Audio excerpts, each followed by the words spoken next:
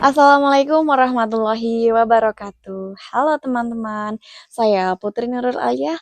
Kali ini saya akan menjawab 5 soal mengenai mata kuliah literasi media. Apa aja itu? Yuk simak baik-baik. Pertama, jelaskan mengapa anak dan remaja termasuk ke dalam kelompok halayak rentan. Nah, anak dan remaja termasuk kelompok rentan karena perkembangan kognitif dan emosional mereka belum sepenuhnya matang. Mereka lebih mudah terpengaruh oleh konten negatif seperti kekerasan, pornografi, dan iklan yang manipulatif. Selain itu, mereka juga cenderung kurang kritis dalam menyaring informasi, sehingga lebih rentan terhadap hoax dan misinformasi. Yang kedua, jelaskan perbandingan antara media konvensional dan media digital. Oke, jadi untuk media konvensional itu meliputi koran, majalah, radio, dan televisi.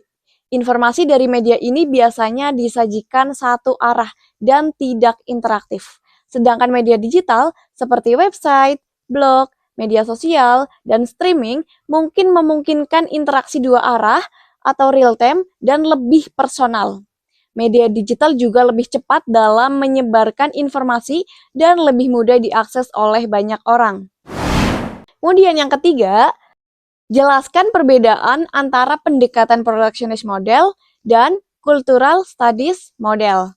Nah, untuk protectionist model berfokus pada melindungi halayak dari konten yang dianggap berbahaya atau tidak pantas, biasanya ini melibatkan sensor dan pembatasan akses. Sementara itu, Cultural Studies Model melihat media sebagai bagian dari budaya, menganalisis bagaimana media berpengaruh terhadap perilaku dan pandangan masyarakat.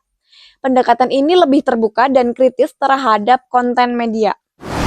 Kemudian yang keempat, mengapa oligopoli atau konglomerasi berpengaruh terhadap opini rakyat atau demokrasi? Pengaruh oligopoli terhadap opini rakyat atau demokrasi oligopoli di mana beberapa perusahaan besar menguasai media bisa mempengaruhi opini publik karena mereka memiliki kendali besar atas informasi yang disebarluaskan.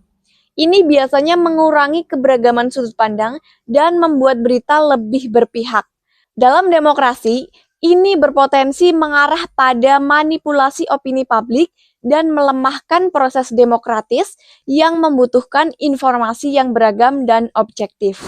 Soal yang kelima, jelaskan apa yang dimaksud dengan komodifikasi dan jelaskan pula jenis-jenisnya.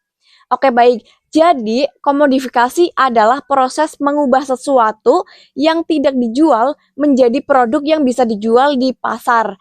Contohnya apa? Contohnya seni atau budaya yang bisa dijadikan komoditas melalui penjualan tiket atau Mercedes. Jenis-jenisnya itu termasuk yang pertama ada komodifikasi konten. Nah, ini mengubah informasi atau hiburan menjadi produk yang bisa dijual, seperti artikel berbayar atau video on demand. Kemudian yang kedua ada komodifikasi budaya. Nah, ini mengubah tradisi atau praktik budaya menjadi atraksi wisata atau barang dagangan. Kemudian yang ketiga, komodifikasi identitas. Nah, ini mengubah identitas atau citra diri seseorang untuk tujuan komersial, seperti endorsement atau personal branding. Nah, begitu teman-teman. Sekian dari saya. Terima kasih. Wassalamualaikum warahmatullahi wabarakatuh.